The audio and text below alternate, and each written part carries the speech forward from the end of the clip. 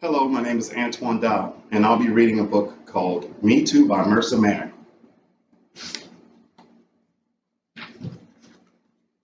When my little sister saw me riding my skateboard, she said, "Me too."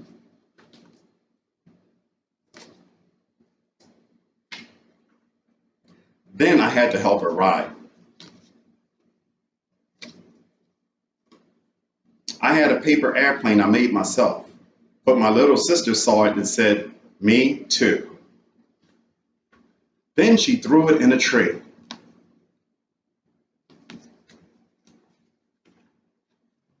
We went hiking with my friends. My little sister said, "Me too." I had to carry her because she got tired. Me too.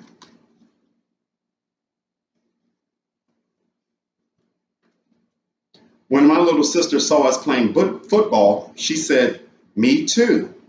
So we had to be careful.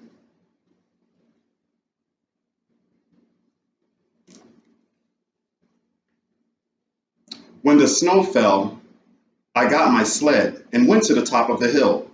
And guess what my little sister said? Me too.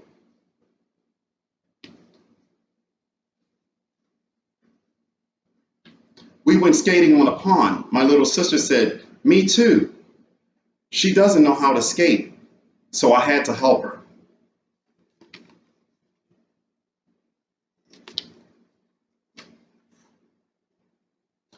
There was one last cake. My little sister said, "Me too."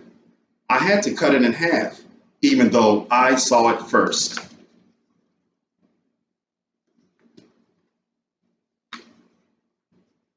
We went fishing. She said, "Me too." Then she caught the big fish.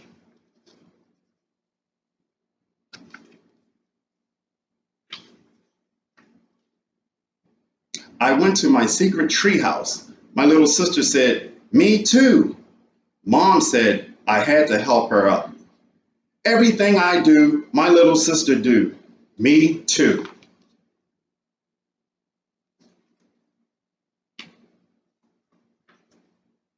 Today my little sister had a candy cane of her very own.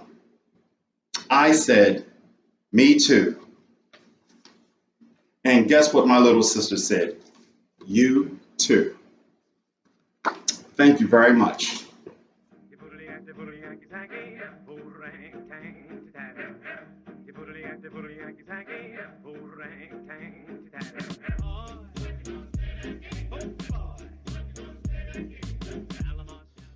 Thank you, Mr. Dow, for reading Me Too.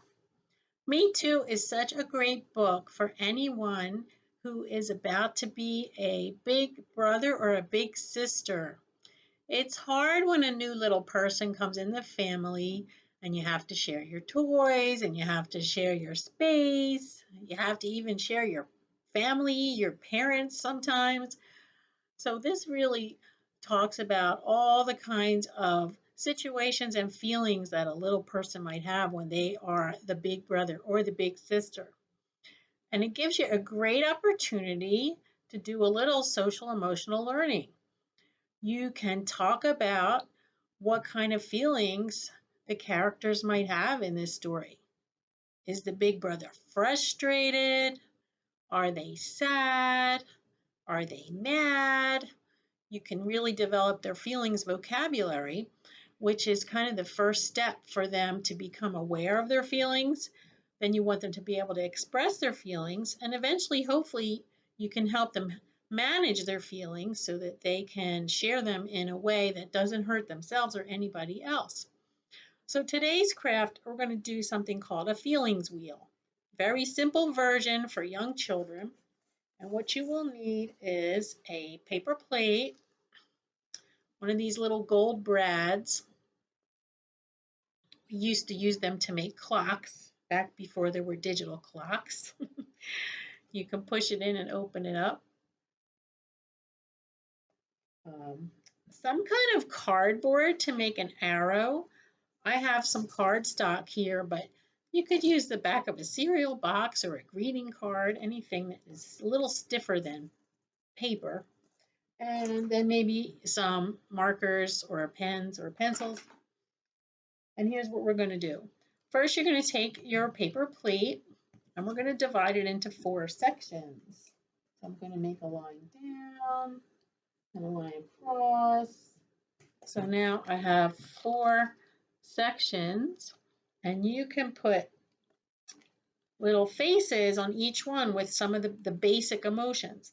You could use colors, because a lot of times traditionally we think of, let's say, when you're sad, you might be feeling blue. So I'm going to make a sad face with my blue marker on one of these sections,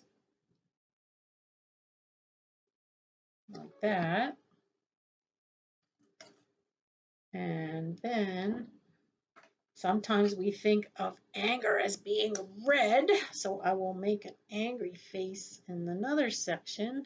I'm going to give it some angry eyebrows here, and maybe a mad face. There's my mad.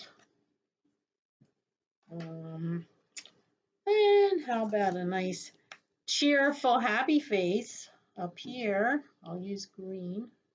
You could use any color you want though.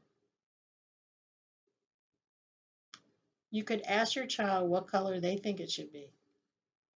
Happy face. And then for the last one, you might want to do scared or surprised, something that you think your child has experienced and might need a word for. So I think I'll do scared. Scared's a little tricky to draw, but kind of a squiggly mouth and maybe some worried looking eyebrows there. There's my scared face. Okay, so you could, if your child's able to, they could draw their own faces, or you could do it for them. You could have them pick out the colors if you're doing the drawing. The more you involve them, the better. If they're a little older, you could even write the word under the picture if you want. And then all you have to do is you're going to have your little arrow. I'm going to cut out an arrow out of this paper real quick. My cardstock, your cardboard.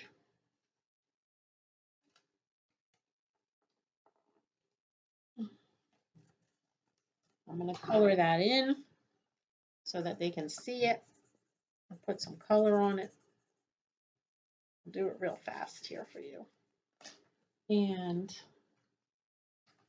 I'm going to poke a little hole in it so that I can put my brad in it.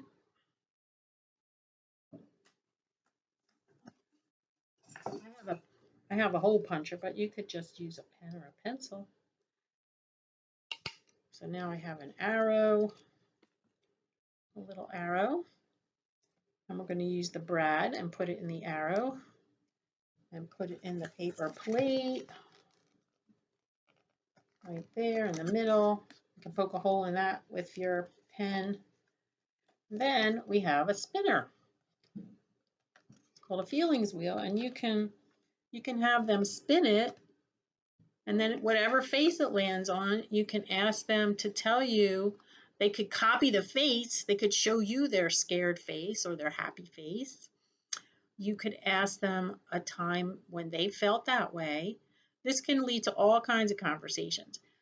So it's just a fun little game that they could have, and you can use it whenever you want. It's called a feelings wheel or a feelings spinner. So I hope you enjoyed our story today and have a great time with this. Bye.